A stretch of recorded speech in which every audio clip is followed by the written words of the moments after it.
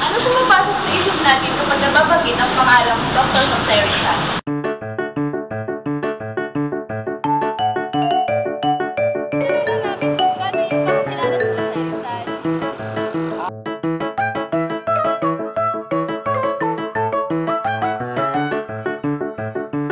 Anong buong pangalan niyo?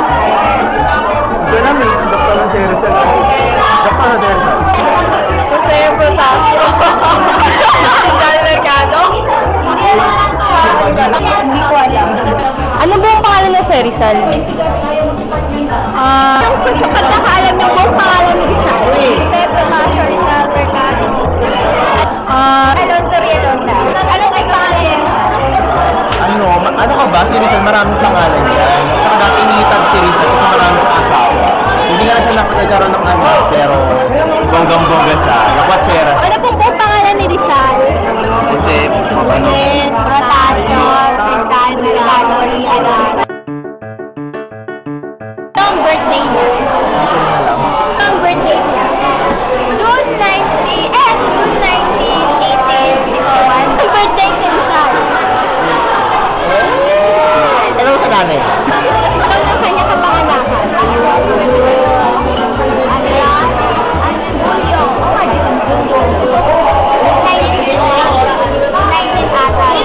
Kapangalaw na kanya kapanganakan.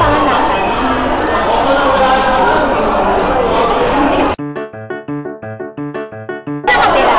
Cavite. Di nga.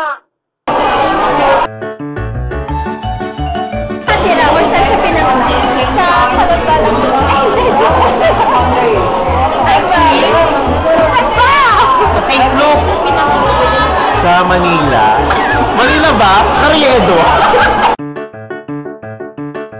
Ano pangalan ng nanay at tatay? Nakalimutan ko na. Kaya Francisco Mercado Rizal, saka si Teodora Alonso Rialonda. Pangalan na kanyang magulang. Teodora daw po. Magulang ni Rizal. Teodora Alonso. Saka? Yun lang. Hindi ko pa nga nakal sa Facebook yun. Mga friends yun. Teodora Alonso.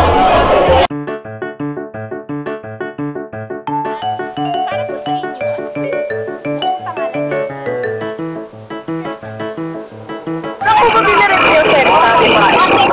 Ay, naman. Metro Moro.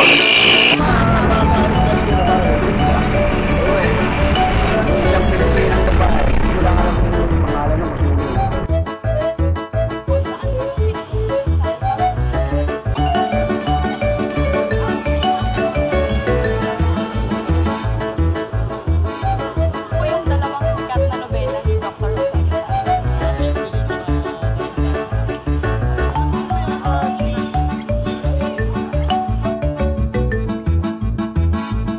Yung dalawang nobela niya.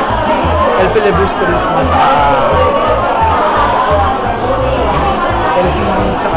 Loli Loli Metangere tsaka El Pelebus Christmas. Ano yung sikat? Dalawang nobelang sikat na ginawa? El Pelebus. Loli Metangere. Thank you.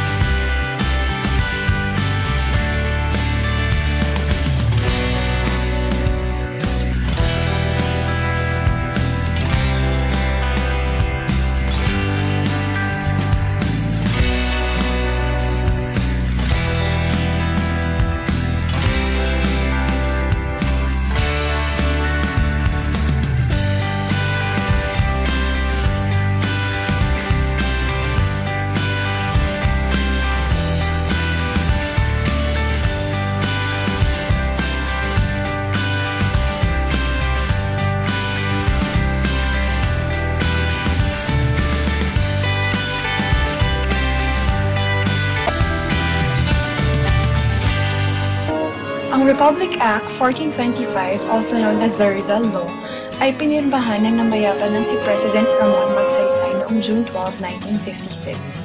Ito ay naglalayo na maibahagi sa mga estudyante ng kasalukuyang henerasyon ang buhay at ang mga naitulong ni Rizal sa ating bansa.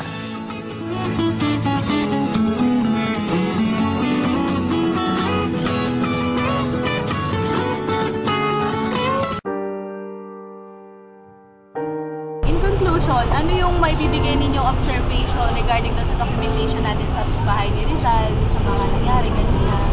Parang disappointed dahil sa mga taong nakapaligid sa bahay ni Rizal. Yung tipo na na-interviewin mo sila, parang iwas sila, pero akala mo alam nila yung buhay ni Rizal kasi nga malapit sila dito.